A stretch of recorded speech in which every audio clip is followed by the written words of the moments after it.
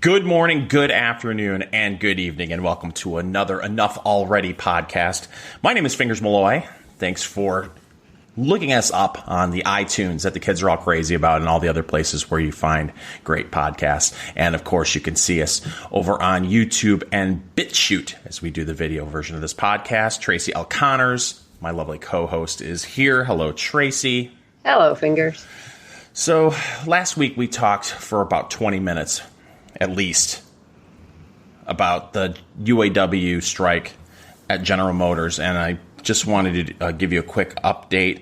As of our recording, which is Saturday morning, October 12th, nothing has changed. Okay. There has been some public fighting between the two where you just want to get them in the room and say, girls, you're both pretty. Are you allowed to say stuff like that anymore? I don't give a shit. Who cares? I put together this video that we may play later about what happened at the CNN LGBTQ infomercial that was on Thursday night.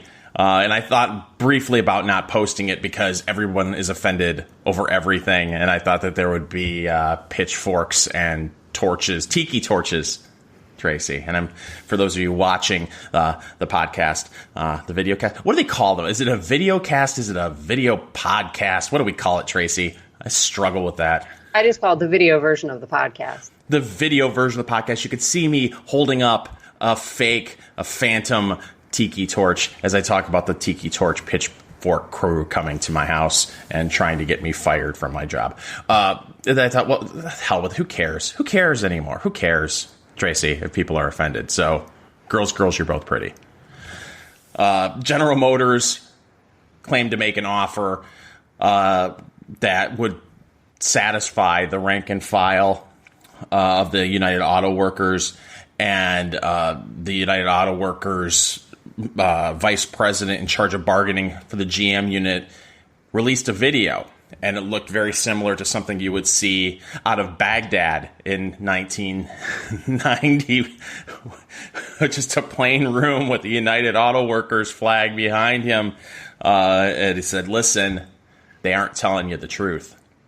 So then you sit back, if you happen to be poor Joe Sixpack on the picket line, thinking, I don't know who to believe. So there is talk that there may be a tentative agreement this weekend.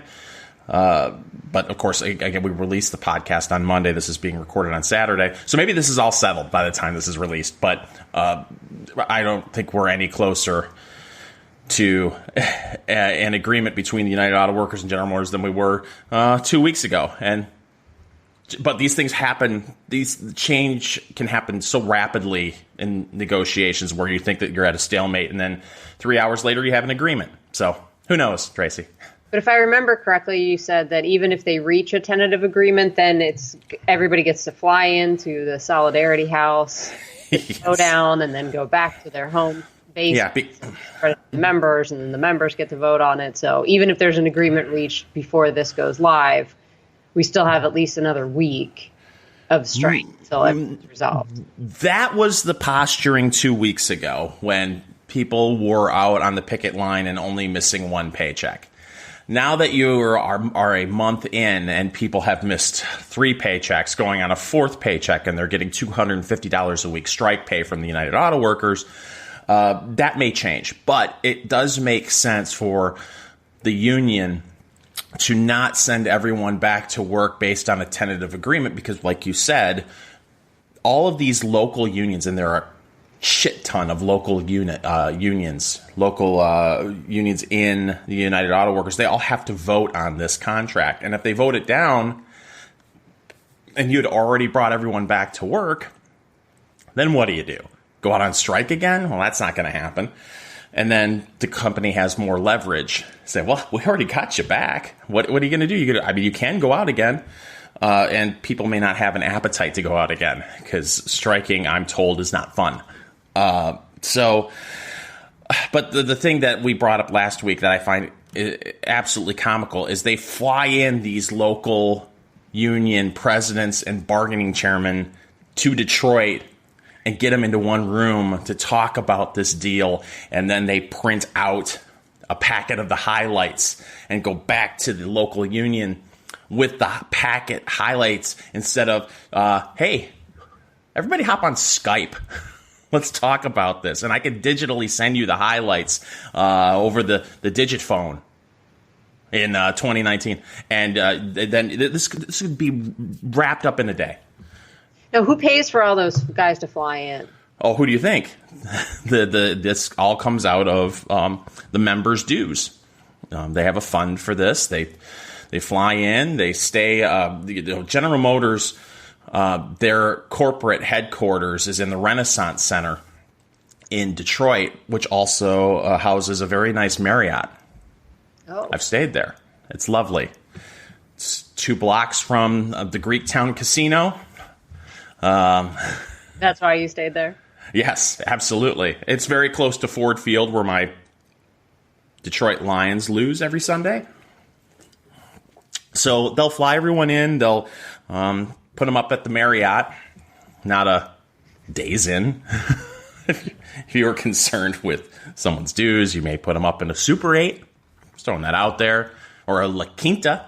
You know, in La Quinta, you can get they've got a waffle bar, Tracy. So they could go in, get their waffle, and then go to the union meeting. That's what you could do. But no, they stay at the Marriott. So this will be drawn out. Most likely, if they have a tentative agreement, it'll be drawn out another week, which is really weird, Tracy, when you think about it. Because here you may have a tentative agreement, and there will still be people out on the picket line picketing. Right. It's strange. Like we've come to an agreement. Our representatives have come to an agreement with our corporation. These people are thinking, and they've hammered out an agreement. Yes, we still have to vote on it, but in the meantime, we're going to be walking the picket lines. Which part of it makes sense because you know the corporation may try to sneak trucks in and do things that the UAW would be upset about, but still, it seems kind of odd. Where you're like, you're telling me is to blockade.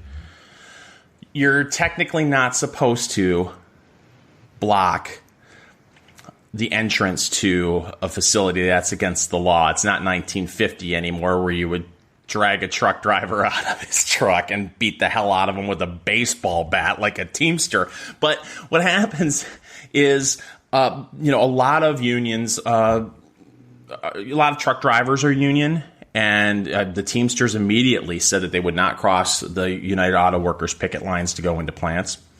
So it's kind of a ghost line, if you will, a ghost wall. Like if Trump were building a ghost wall around the plant and say you can't go over, you must not go over the wall. That's what it's kind of like. It's symbolic. So I'm assuming that one of the things, the Teamsters would continue to honor the picket line, even if they have a tentative agreement, unless the United Auto Workers International says, okay, it's okay to cross the picket line to ramp up to get ready for United Auto Workers to go back to work. So that's where we're at in 2019 between the United Auto Workers and General Motors. And I know there are probably several people who are watching this podcast from around the country or listening to this podcast around the world, our international listeners, Tracy, who are wondering why we're talking about this. I'm in the Midwest. It's a big story in Michigan, Indiana. They're talking about Michigan maybe going into a one-state recession. Wow. Tracy, because you have 17,000 United Auto Workers at General Motors and then whatever salary workers who aren't working right now. I don't know if they've been laid off or General Motors may be forcing them to use their vacation.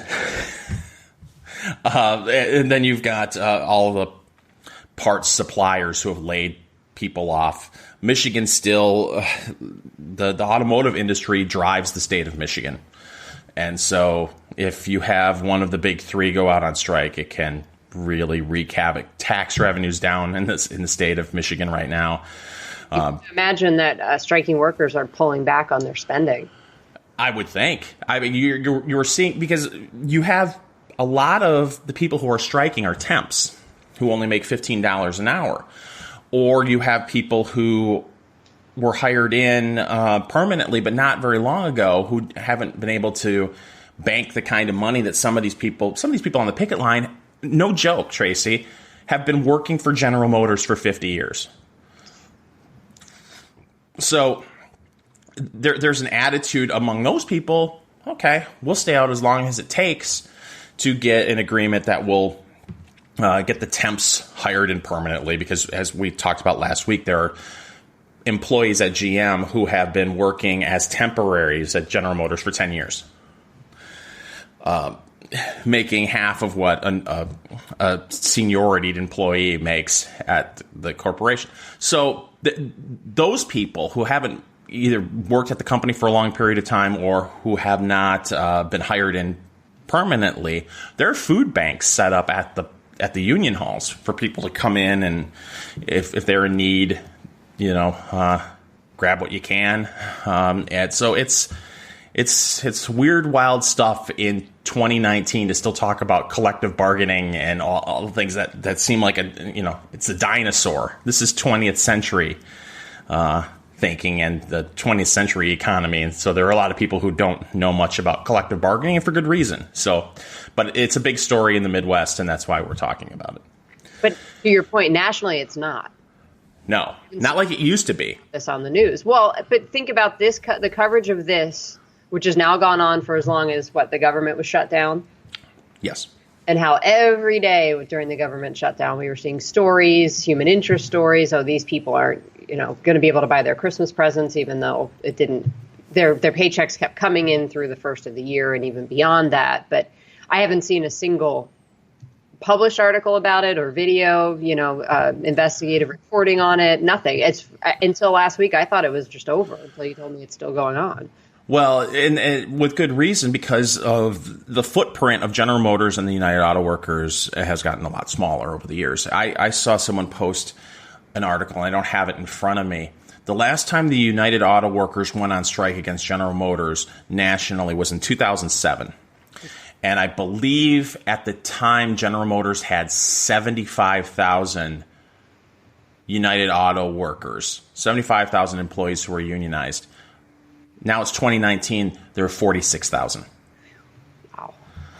So some of that is because of automation, and some of that is because they're making vehicles in Mexico, Canada, China.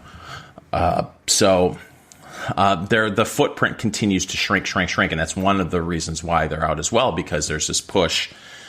The CEO of General Motors has stated over and over again that she wants to be a tech company. She wants General Motors to be a tech company that makes cars. Wait, so you're telling me the CEO of General Motors is a woman? Yes. Oh. Mary Barra. Yes. And so, by the way, made $22 million last year. It's a sweet gig if you can get it.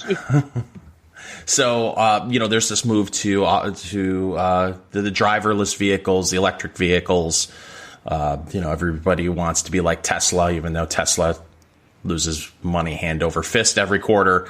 That's neither here nor there, apparently. It's really cool to drive a Tesla, I'm told. I'd rather have a pickup.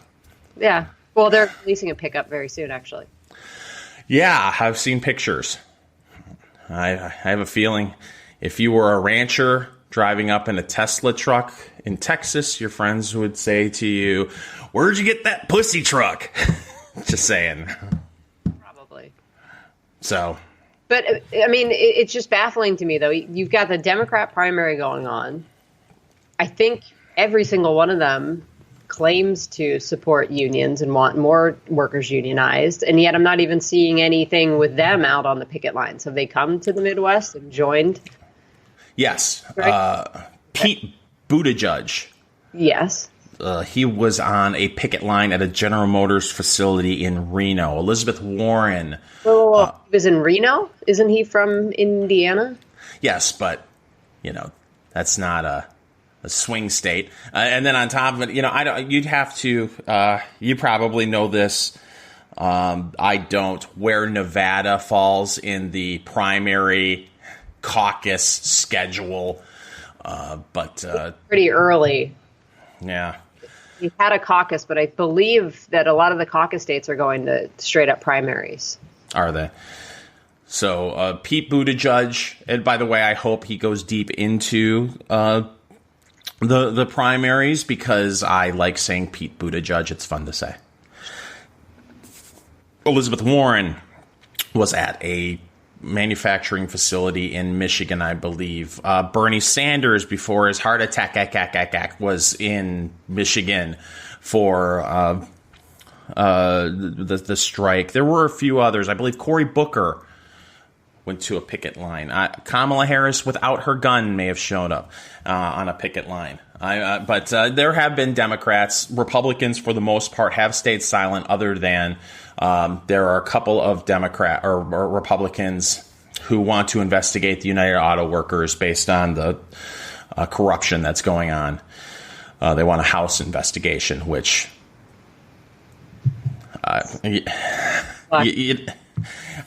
listen. I think the Department of Justice and the FBI have that covered.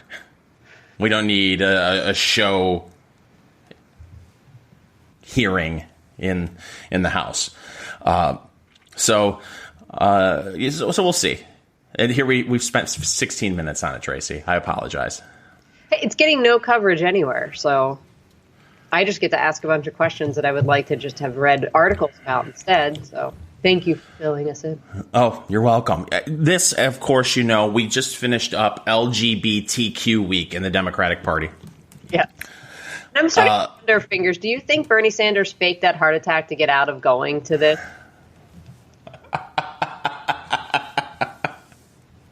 Maybe,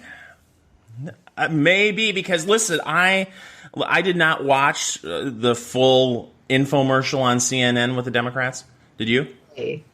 No, CNN has put it up on their on demand. So this morning when I was prepping, I watched just Joe Biden's. I had it on in the background. I was listening to him.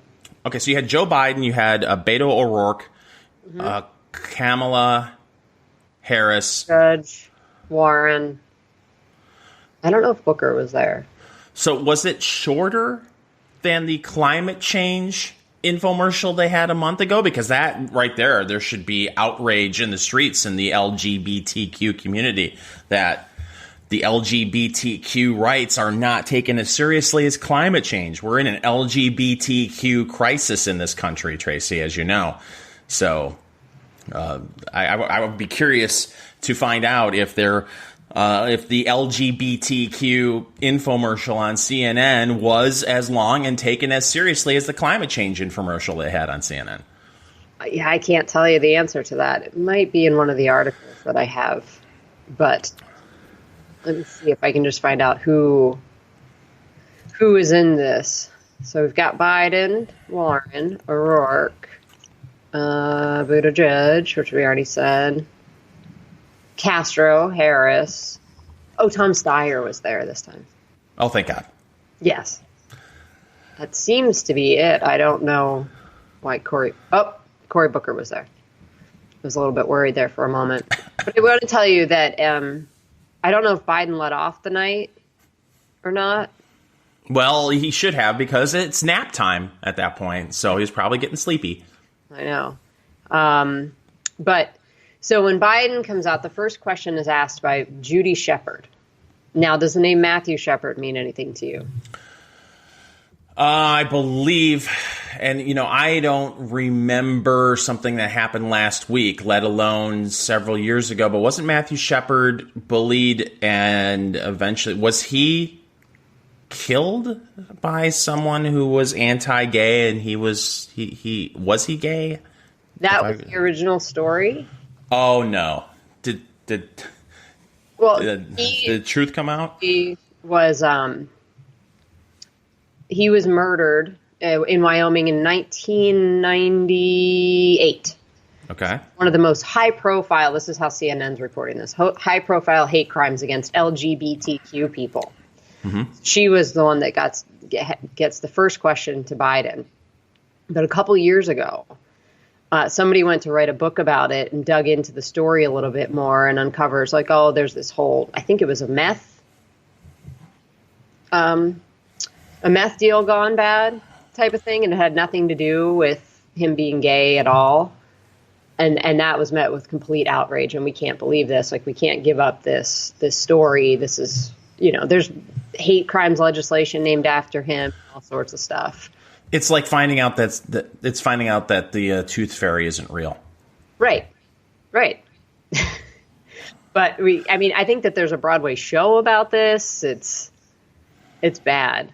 So I just had to laugh when she was the first person up there. I'm like, oh, great. We're still going with this one, huh? This is awful. And not to say that, we're so thrilled that this kid was murdered. No. It's just, let's get serious about why and be honest about it. But they like to operate on hoaxes, so it's not surprising that they would begin the night with the biggest one that they've got on this topic. And then if you might imagine, if you haven't seen clips of it, this was quite the clown show. My understanding is that there were at least 2 transgendered youths under the age of 10 that were permitted to ask questions. I don't know what to do with that. Yeah. I think it's abusive.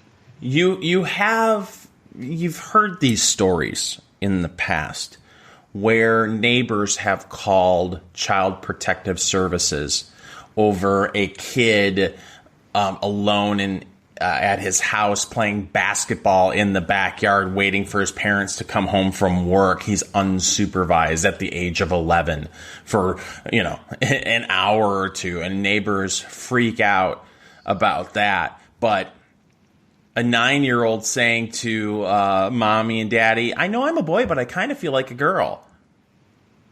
And they're just rolling with that. And everybody's just supposed to be like, okay. That's completely, that's good. That's normal. But my God, that kid yesterday was playing in the backyard all by himself. Why don't we get Child Protective Services over here? His parents are monsters. I don't know what is acceptable parenting in 2019 anymore and what should be applauded, Tracy. No, and they're putting these kids on hormones, which is the scary part. Prepubescent children going on hormones. Not to steal an old Dennis Miller joke talking about old people, but I don't even trust my 9-year-old with the TV's remote control. Let alone... You mean you wouldn't let your 9-year-old make life-altering decisions? I'd have to think about it for a minute. Okay. Would society applaud me? Because, it does take a village, Tracy, to raise a kid, I'm told. Village people. So, I didn't know if you were going to play a clip there, Tracy, but... I thought the best way to start might be this article that I found from a lefty about this whole event. And this is my understanding is, and I think she says it in her article, her name is Katie Herzog, and she's writing at a blog called The Stranger. And I believe that she says this in the article, so I'm not overstepping here, but she is a gay liberal. And her headline for this whole thing was, the winner of the LGBTQ town hall, Donald Trump. So she says, despite my multiple and very serious arguments against it, 8 of the top Democratic candidates for president, plus Tom Steyer, took part in the first ever LGBTQ town hall on Thursday night on CNN. Oh, here you go. Here's your answer. It was shorter than the climate change town hall. So she says it was 4.5 extremely long hours. Aside from taking a short break during Amy Klobuchar's segment to whip myself with a metal whisk and pray to the ancient god Sotos to turn me straight, I watched every goddamn minute. I'm not surprised to report that there were fewer obvious gaffes than I expected. No one, so far as I could tell, accidentally called trans men trans females, as Julian Castro did in an early debate. That's when he was arguing that they should have abortion rights. And Joe Biden only tried to kiss Anderson Cooper once. The liveliest moment of the night came not from a candidate, but from the activists in the audience who staged 2 major interruptions. The first one was during the one gay candidate's moment on the stage, when a question from Mayor Pete Buttigieg was interrupted by trans activists. And we've got that clip we can play later if we feel like it. The other major interruption was when a trans woman took the mic from the mother of the second trans child featured to yell about how there were no black trans people asking questions. That was Blossom. She was my favorite. And we will show that clip because it's too good to be missed. If she had waited a few minutes, she would have seen a few, but Don Lemon handled the moment well, which he kind of did, I suppose. So she continues, other hosts were not quite as smooth as Lemon. When Kamala Harris decided to introduce herself by saying, my pronouns are she, her, and hers, host Chris Cuomo joked back, so are mine. Which, in my mind, is an appropriate response. Yeah. But apparently, that's wrong. You must not joke about that sort of thing, Tracy. Not in 2019. Okay, the audience did not laugh because pronouns are not a laughing matter. This is how you know this is a lefty writing this. And I could imagine the dressing down Cuomo was about to receive backstage. Indeed, Cuomo did later apologize, although his apology reads a bit like he's been taken hostage and fears for his life, which he should. And so here was Cuomo's tweeted apology. All caps, please read. When Senator Harris said her pronouns were she, her, and hers, I said mine too. I should not have. I apologize. I'm an ally of the LGBTQ community, and I'm sorry because I am committed to helping us achieve equality. Thank you for watching our town hall. And then he signed his tweet. The pronoun patrol got to him. Oh, man. The other major gaffe from a CNN host came from Nakia Malika Henderson, who, when introducing an audience member named Shia, I can't remember how this woman pronounces her name, Shia Diamond, pronounced her name Shea and not Shia, which I think I'm getting that right, but we have this clip too. And please watch this video because not watching it is literal violence, which you'll understand when we play the clip later. So she continues, while the event was called the Equality Town Hall, representation was not exactly equal. The vast majority of the questions concerned and were asked by gay and trans women. This is what happens to these people when they try to have this inclusivity. Somebody's going to get left out and they're going to bitch about it.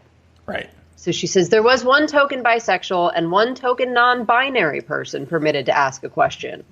But I'm not sure the word lesbian was uttered once. They did, thank goodness, let butch comic Julie Goldman ask Kamala Harris about the most lesbian issue of all, homeless children. But it really should have been called CNN Gay and Trans Women of Color Town Hall, since very few of the LGBTQ, since few letters of the LGBTQ were basically ignored. So anyway, she continued, but she had another really funny piece that I wanted to get to in this, but I can't remember where the hell it was. But she was basically like, all the questions were about, gay men's issues, like how do we get cheaper PrEP for everybody? And I'm not sure if you're familiar with cheaper PrEP. What is that? PrEP is a drug that you take if you are going to engage in sexual activity with somebody that has HIV/AIDS, which is supposed to prevent you from getting the disease. So they want to have PrEP covered by Medicare for All. Well, isn't it covered for Medicare for All? I would think that would be in the Medicare for All dream plan, that everything is covered in the Medicare for All plan. But until we get to there, what are you going to do to make PrEP more readily available, especially for people? What was it? Because I heard the guy ask the question. The question was asked of Biden. It was something like marginalized communities. There are so many terms that are used in 2019 that just sound like word salad that focus groups came up with to keep the left and their base outraged. Until recently, I had never heard of environmental racism before. Yeah, that's a new one. That's a new one. But if you throw that in some sort of opening statement, if you're a Democratic candidate, we need to do everything we can with this Green New Deal to thwart environmental racism. Well, then you look like the most wokety woke in the group. If you throw stuff like that out there. I think that's the evolution of climate justice. Yeah, climate justice is another. That's so 2017, Tracy, climate justice. Sorry. But so PrEP. I wonder how much PrEP is per tablet. I have no idea. Is it like a Viagra? Is it? I would be very interested to find out. And why it doesn't come. Because this is the thing. You hear all of these crazy plans that leftists come up with. Things that should be paid for. Like tampons. Yes. The government should pay for your tampons. Listen, I am a heterosexual male. I've never used a tampon in my life, unless it was a gag. But not a joke. I shouldn't say a gag. A joke. But correct me if I'm wrong, Tracy, you don't have to finance tampons over 30 years, do you? I mean, they're relatively inexpensive. A box, depending on, let's say, a box of 36 or so, about $5. Okay. The government needs to pay for the tampons.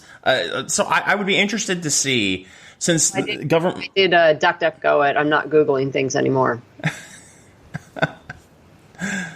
So I found the prepforhiv.com.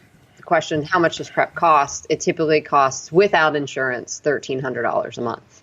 Okay, well, that's significant. That's not tampon money. Right. That's mortgage money. Yes, and you would think that insurance companies would want to cover it because it's cheaper for you not to get AIDS. Yes. So I don't know. I haven't looked into this argument at all, but it doesn't make sense to me. If I was an insurance company, I would definitely be covering PrEP. I mean, because really, in the grand scheme of things, I mean, how much would that cost an insurance company? The millions of people you're covering, I mean, how many people would be using PrEP? I can't imagine it would be a ton, but yeah, I would think it should be covered too. Yeah. It's cheaper. Just like I've never understood why LASIK for a lot of people isn't covered in their vision plan. If you get LASIK once instead of a lifetime of glasses, you would think that in the long run, the insurance company would be better off, unless, they're just... They got people, the numbers people that will figure it out themselves. To deal with optometrists. Yeah. Because optometrists would rather have you come and have to do your tests again every couple years and get new glasses and all that kind of fun stuff. Right.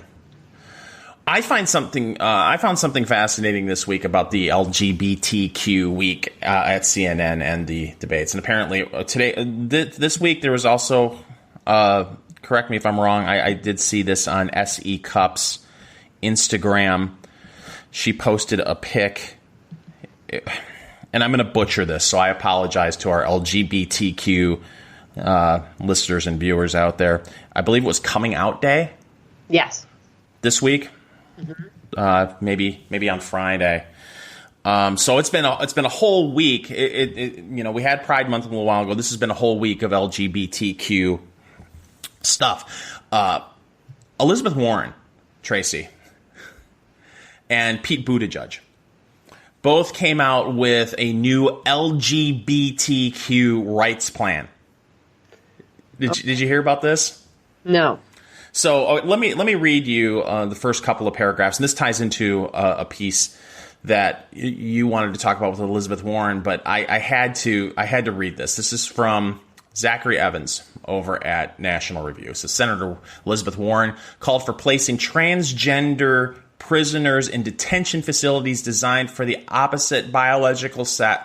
Called for placing transgender prisoners in detention facilities designed for the opposite biological sex in a new LGBTQ plan released Thursday. I will direct the Bureau of Prisons to end the Trump administration's dangerous policy of imprisoning transgender people in facilities based on their sex assigned at birth. Trump came up with that, Tracy. Of course he did. I remember that one.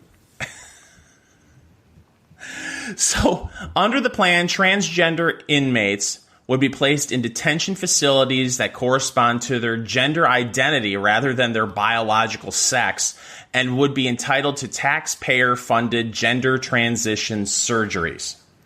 Now, what's interesting about this, and this may surprise you, Tracy, Elizabeth Warren has flip-flopped on that. No.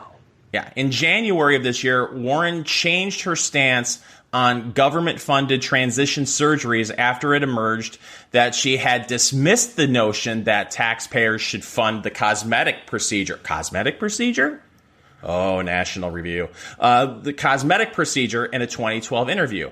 Quote, "I have to say I don't think it's a good use of taxpayer dollars." How controversial.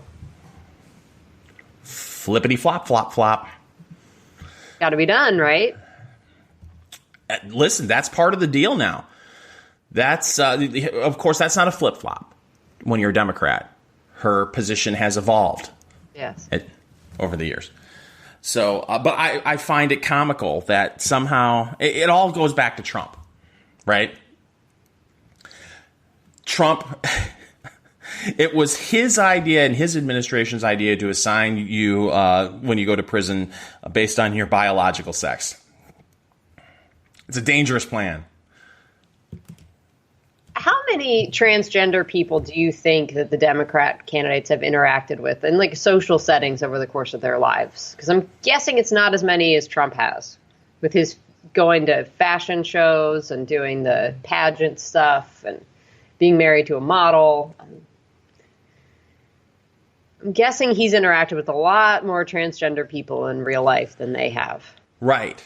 Well, what I find comical about this, and listen, I don't believe in any discrimination in any shape or form. I think we all should agree on that. But this pandering to the LGBTQ crowd and to applaud.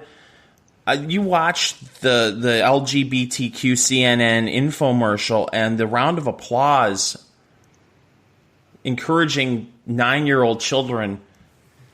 God, I hope they aren't being pumped with whatever drugs and hormones at 9 to begin with.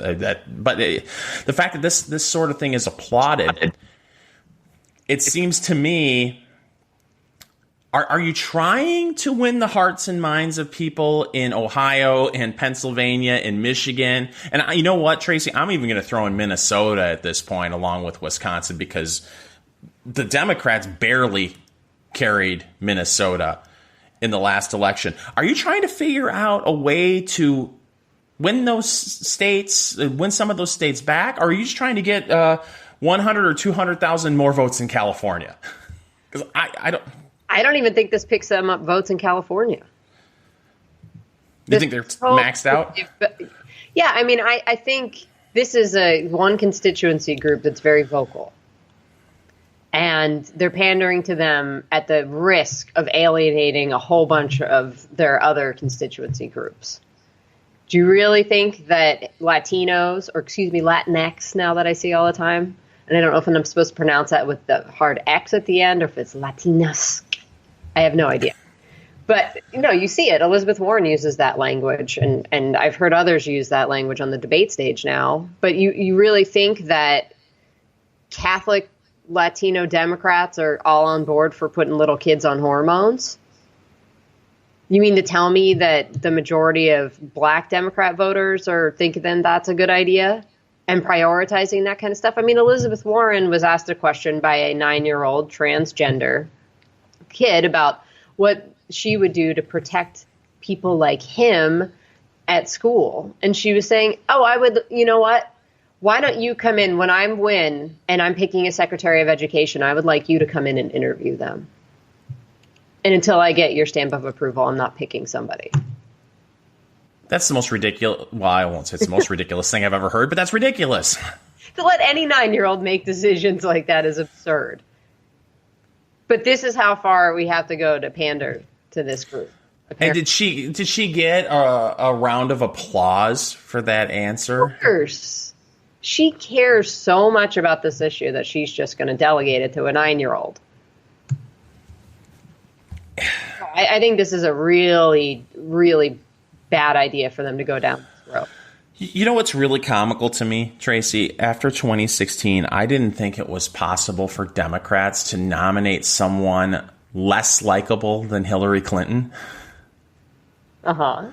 You think Elizabeth Warren is less likable than her? Yes, I think Elizabeth Warren is less likable than Hillary Clinton. And I have to say, Kamala Harris is not far behind in the likability. The Kamala is more unlikable than Hillary, or equally as unlikable. I don't think Elizabeth Warren is as bad. She doesn't come off as a mean, nasty bitch, where Hillary did. Like Ice Queen, no compassion whatsoever. And Kamala comes off like that, too. And knowing her record as a prosecutor makes me believe that even more. Like, she has no concern for anybody's genuine well-being. But Elizabeth Warren's like she's the librarian, you know? Yeah, and that's the problem. She's the librarian. And who liked the librarian? And like my librarian, it's always telling me not to do things, like eat meat or use a straw. I don't know. Nasty woman. I feel like there is this reaction from the left that because Republicans nominated a guy who's not very likable and who fights and doesn't really give a crap what people thinks about him, then now Democrats have to do the same thing. That's it's an interesting theory. To me, there are likable candidates on the Democratic side where we've talked about it before, where people look at a candidate and say, oh, I could have a beer with that person. There are quite a few Democrats. I think to myself, I could have a beer with that person. That doesn't mean I want them to be president. Who? Who would you like to have a beer with? I'd like to have several beers with Tulsi Gabbard. Oh, yeah. Just saying. Look, I think Joe Biden, as long as you didn't bring any of your female friends or loved ones with you, would be fun to have a beer with. I'm sure he's got some great stories. Drink, so. Oh, bummer. Yeah. Is that it? I think Cory Booker could be fun. Oh, God. You don't think Cory Booker could be fun to have a beer with? No. No? No. Bernie Sanders. I'd have a beer with Bernie Sanders. I might do that because I think it would be fun to watch him just be completely rude to the white staff. Stories have covered his let's say not so of the people mannerisms when he's on wait staff. Pete Buttigieg is all right. I'd have a beer with Pete. Oh God, I think they would just be so boring. Do you think they could turn off politics in that situation? I just think they would be so phony about everything that I don't know that any of them have genuine personalities. And I think that's going to be one of the main things going into the general election, where Trump is just Trump. Getting. To be fair, looking back at the 2016 Republicans, there aren't a lot of them I want to have a beer with either. No. Rand Paul. Yeah. Yeah, I think that's it. Maybe Chris Christie. Chris Christie would be a hoot, I think. Yeah, just for sheer entertainment. I interviewed, I don't know if I've told the story on this podcast, but I interviewed Ted Cruz. And listen, Ted Cruz, I'm sure, is a very nice guy. But he gives off a vibe that's a little creepy. And I remember I was interviewing him, and we were in a crowded room, and I had a microphone very similar to the one I use here. And I said, unfortunately, Senator, I have all of my radio equipment put away. This is the only mic I have. So can we lean into the mic while we do this interview? Of course, he was very nice. And so we're huddled around this microphone, and both of our heads are about, I'd say a foot and a half away from each other. And he looked me in the eye at one point, and I thought he was going to say to me, "Fingers, want to go see a dead body? We could go poke it with a stick." It's that vibe. It's just a little, and again, this is all me, Tracy. I'm sure he's a very nice man, and he tries really hard to be cool. He got into it with Kimmel, and they did that whole basketball thing, and but he gives off a vibe. But that's the stuff that feels inauthentic. Yeah. And I think that was one of Hillary's biggest problems. She was never really herself, if she has a personality anymore. And that's smart. Yeah. I mean, do you really want to know the real Hillary Clinton? I don't know. Would I watch a reality show of the Clintons? I think so. But it wouldn't be real. Right. Well, if it was no holds barred, like an actual doc series where you've got rocks glasses flying at people's heads. Yeah. Yeah. What was that Anthony Weiner reality? It wasn't a show. It was it was a documentary. What was the name of that? I think it's called Weiner. But that was so sad. I felt bad for Huma Abedin, and then I was mad at myself for feeling bad at her. Like, she chose this life. The Clintons walked her right into it, and she went along with it. But yeah, that was brutal. I'd have a beer with Huma. Oh, there you go. No, it would be completely fake and phony. And there is talk, Tracy, that she's kicking the tires for 2020. Of course. Can't let it go. I don't think she's actually going to do it, but she did sit down for an interview and said, "I could beat Trump again." Yes.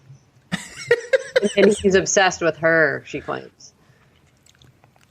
I know. Well, it's some world. Going on too. Let me see. I should have saved this.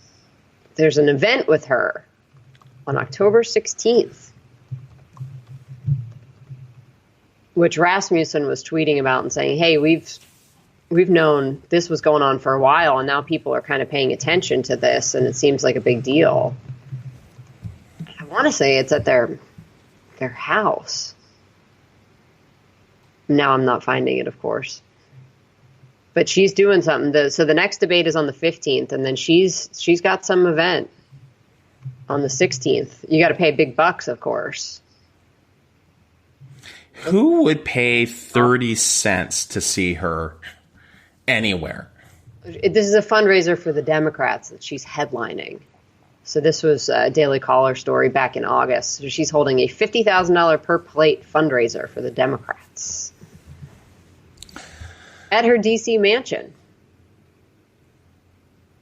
The event is billed as a dinner and conversation at the home of Hillary Rodham Clinton. Tickets are for $15,000, $35,000, and $50,000. God, bring your 5-hour energy to that shit fest.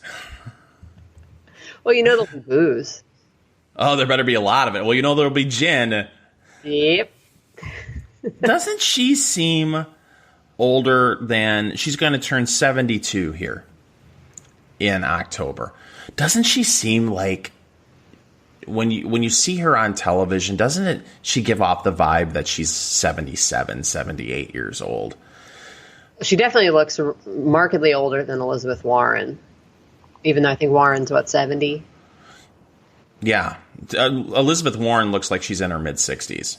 Yeah, I saw somebody had tweeted and I agreed with them. Like, can't we ask a serious question on this debate? Like, what is Elizabeth Warren's skincare regime? But I can't. A lot of these there's real life, and then there's political life. And what I mean by that is, you look at a typical 75-year-old man or woman, and they don't look like Joe Biden. They don't look like Elizabeth Warren. Bernie Sanders is 77? How old's Bernie? He doesn't look like a 77-year-old man. You don't think so? No, I don't think he looks 77. It's because when you choose that line of work, you look at the senators who go into their 80s who can't let go of that job because of the power, and it almost feels like it keeps a lot of them young and yet still out of touch. Are you saying it's one weird? Is bathing in blood of sacrificed babies? Well, that was one of the myths, right, back in the day, that if you bathed in the blood of young children, you would keep youth. Yeah, I mean, there are people that our government is run by satanic vampires, so that's just an extension of that conspiracy. Well, I mean, look at even Richard Nixon, Gerald Ford, Ronald Reagan. How old is Jimmy Carter now? Jimmy Carter's what, 107? Yeah. Typical man doesn't live that long. These people, their whole life is politics, and they're pampered, and they have assistants that help them do the daily tasks, or they don't even have to dirty their hands. They're like 120 years old. Jimmy Carter will outlive us all. It's crazy. Well, are you thinking then they don't suffer from any kind of stress either? Because we're told stress ages you. Listen, how stressful can it be if you become a national candidate? Other than, there will be a little bit of embarrassment, I guess, from losing a race, but there's no shame in losing an election. You can become a lobbyist. You're never going to have to go to a food bank because you're making $250 a week striking a corporation. So you serve 6 years total, so 1 Senate term, 3 House terms, and you get pension. Right. Nice work if you can get it. Yeah. And then if you're someone like the AOC, you can either play your way into having a House seat for life, like Nancy Pelosi. You get a district, you win the primary, and then you pretty much can stay there as long as you want. Or maybe the AOC, after she qualifies for her pension, says to herself, you know what? People really seem to like me on the left. I would really be good at an MSNBC job hosting my own show, and could probably make just as much money. But of course, that's harder work. I don't know. What do you think is harder, being a congressman or hosting 1 hour on MSNBC? I think being a congressman is harder. You think? There's a greater demand on your time, and you have to show up and pretend you care about people, and that's difficult. You sit down at your desk at MSNBC and you read off a prompter for an hour. Are you saying that Rachel Maddow doesn't care about people, Tracy? That's exactly what I'm saying. Was there anything else that you wanted to talk about regarding LGBTQ week and the LGBTQ infomercial on CNN? Because I know you had audio clips. Yeah, did you want to share any of these clips? Yeah, sure. I know you had a favorite in this. I loved Blossom. Blossom was my favorite. So in my mind, Tracy, Blossom stole the show at the LGBTQ CNN infomercial. All right. Well, we just so happen to have video of Blossom here. And so this is going to start with a mother of a transgender child getting ready to ask a question on behalf of that transgender child. So here we go. And this is Beta. I just want to take a moment before I ask my question to validate the pain of our transgender siblings that demonstrated earlier and that have spoken up today, especially Black trans women. I don't want to take this away from you, but let me tell you something. Black trans women are being killed in this country, and CNN, you have erased Black trans women for the last time. Let me tell you something. Black trans women are dying. Our lives matter. I'm an extraordinary Black trans woman, and I deserve to be here. My Black trans sisters that are here, I am tired. I am so tired of just sitting there, and it's not just my Black trans women, it's my Black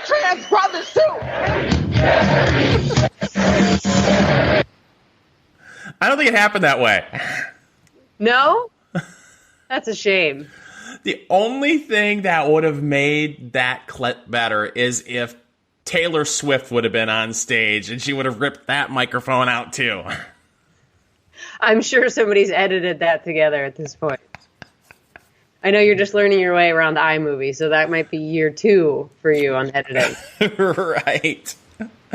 But this was, and I hesitate to say this because I'm referring to Beto O'Rourke as a major presidential candidate, but this was a Democratic presidential candidate doing a town hall on CNN, the most trusted name in news. And it looked like freaking Jerry Springer. Yeah.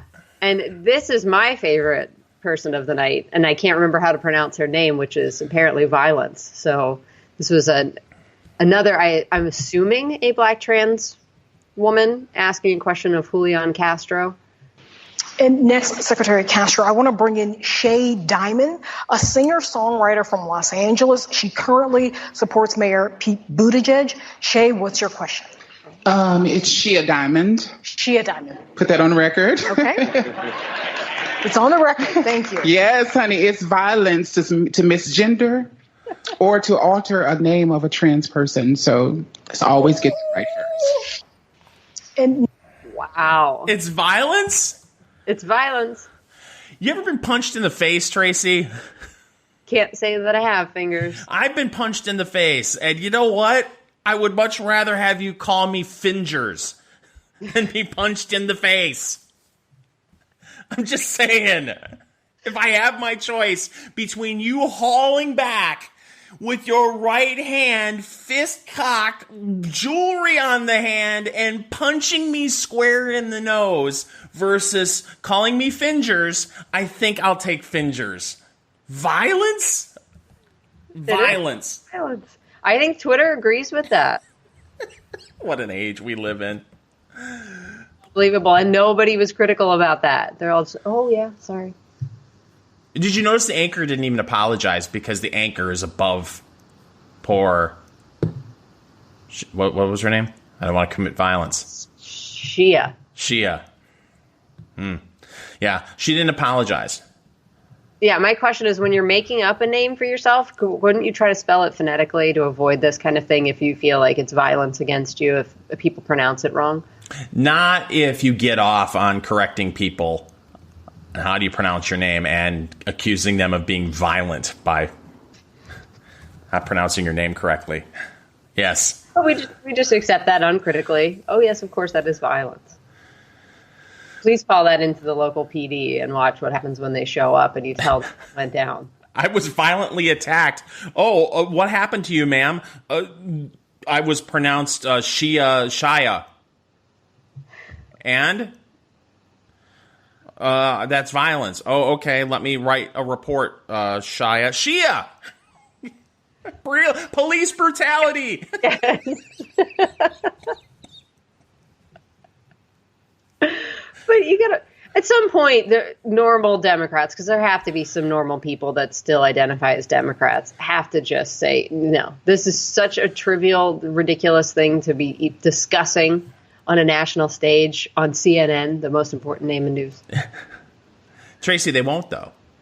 No, I guess not. Listen, there have been several people who I've talked to who are not thrilled with Trump's behavior, who are Republicans. And I'm not talking about the people who jumped on the Never Trump train and can't even acknowledge that good things have happened during the Trump administration.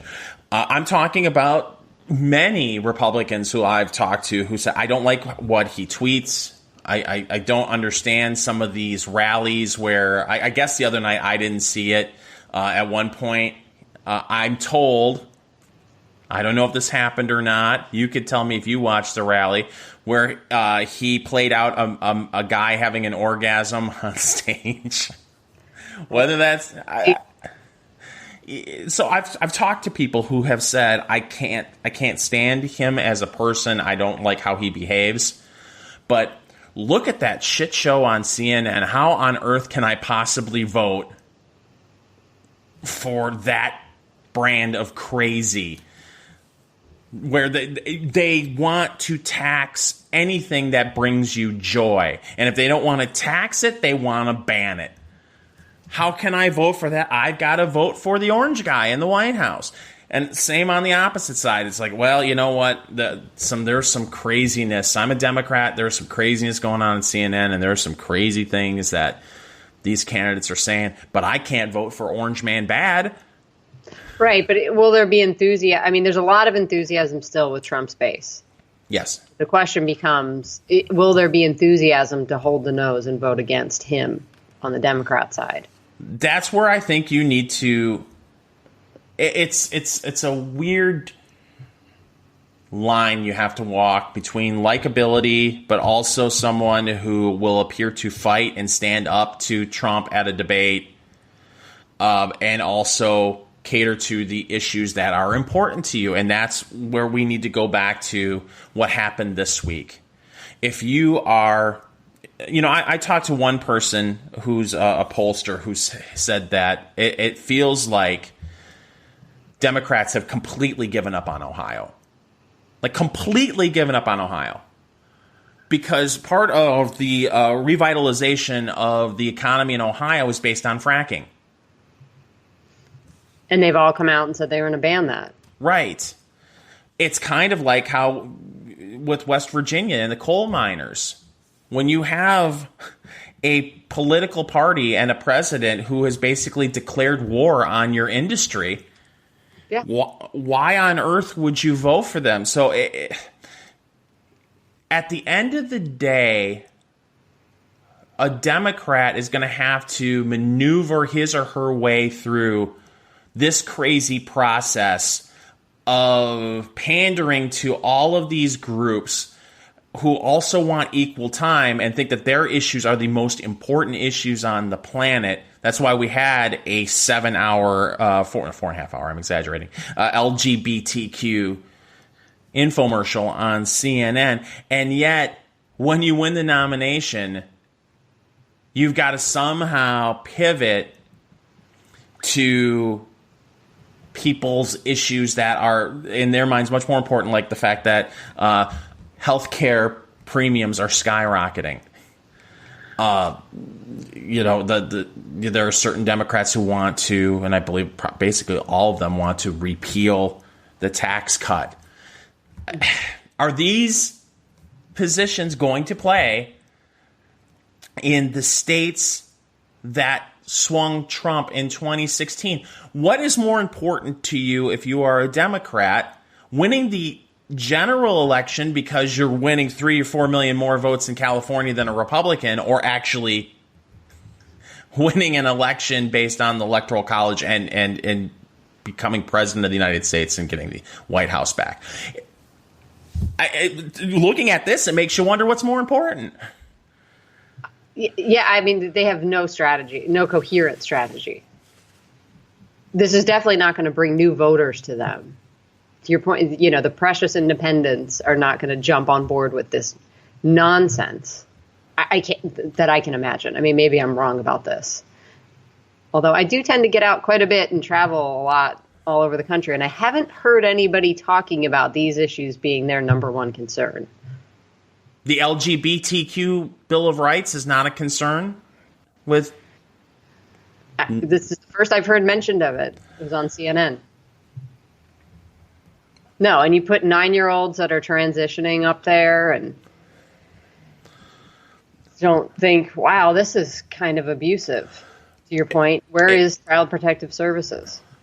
If Republicans were smart, and we know in large part, I'm talking about the National Republican Party, I'm not talking about your neighbor who's a Republican. They got so much material between the climate change infomercial and the LGBTQ infomercial, where they could run ads until 2026 with new material from both of those infomercials and just point to it and say, this is the modern Democratic Party. Democrats who you think you're a JFK Democrat, That party no longer exists. Do you want to be a part of this? And I don't know. I want to be able to vote for a Democrat. I've said it over and over again, Tracy. I know you do. But I can't. I can't. Not this. I don't know what this is. No, and to your point, I don't know if you saw this, but Matt Bevin, who is the governor of, what is that, Kentucky? Kentucky. Yes. He ran an ad, or someone ran it on his behalf. I can't remember. But I've got it pulled up here. This is from Breitbart. Exclusive poll, transgender men ad leads to 8-point voter swing in Republican Matt Bevin from Democrat Andy Beshear. So here they put out an ad. It was a Campaign for American Principles is the group that put out the ad. And I'll play it for those on the video to watch. But it's perfect. It captures this issue. And I've said this before. I don't know why somebody from the right who can get to these candidates, because I've seen Joel Pollak do it a couple times, just asks them, would you direct your Secretary of Education to allow transgender girls to compete in girls' sports? I think that's how that works. So they've transgendered to whatever. You know what I'm saying? Boys that have become girls. You need an abacus for some of this stuff. Yes. If you would allow them to compete in girls' sports in schools. Because I'm thinking that they all have to say yes. Every Democrat would have to say yes to that. And so they cut this ad, which features a running all race. female athletes want is a fair shot in competition, at a scholarship, at a title, at victory.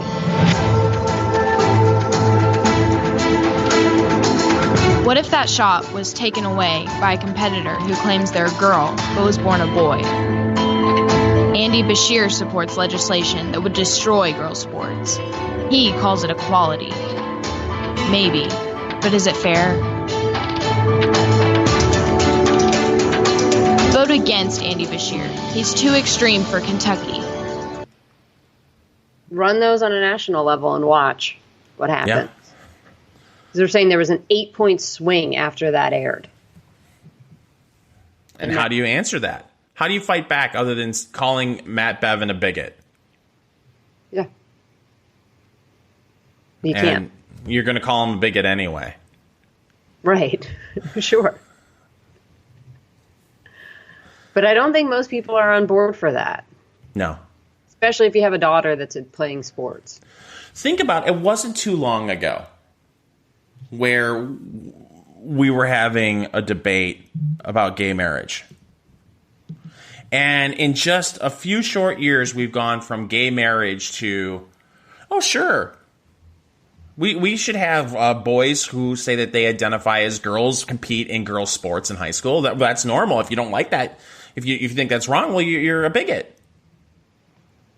Wow. That's quite a fast transition. No pun intended. But yep, I see that running on a national level next year. Ads like that. I think so too. And it won't be from, you won't see after that ad, I'm Matt Bevin and I approve this message. Or I'm Donald Trump and I approve. Maybe Donald Trump, I don't know. But it'll be a lot of these groups. You're more apt to see Trump talk about it at a rally. Yeah. Because a lot of this, from what I've seen, it seems like it comes up in wrestling season and then in track and field. For the most part, there's these stories about transgender athletes competing and beating girls. And that's usually the two sports that I've seen are wrestling and track and field. So track and field is spring sport. So if there's some national news story about this again that breaks through, you'll see comments on it and that being used. And maybe Trump brings the girls that all got beaten by a boy up to the White House and makes a big deal out of it. And, it goes to fundamental fairness. And I think people believe that that's unfair. Well, and then you got the scam artists too that just want the records, and then. That's my issue with it. This is so easily scammed. Yeah. Well, we're well over an hour in, Tracy. You have anything else? No, we're good this week. Well, remember, you can always catch the Enough Already podcast where all fine podcasts are sold, and you can catch the video version of this podcast on BitChute and YouTube. I'm not allowed to say BitChute on YouTube, am I? They freak out over that. I don't know. Who knows? Follow me on Twitter at FingersMalloy. Follow Tracy on Twitter at Tracy L. Connors. Also, you can catch my other show, The Snark Factor, on Sunday mornings on Wham Talk 1600 AM, 92.7 FM in Ann Arbor, Michigan.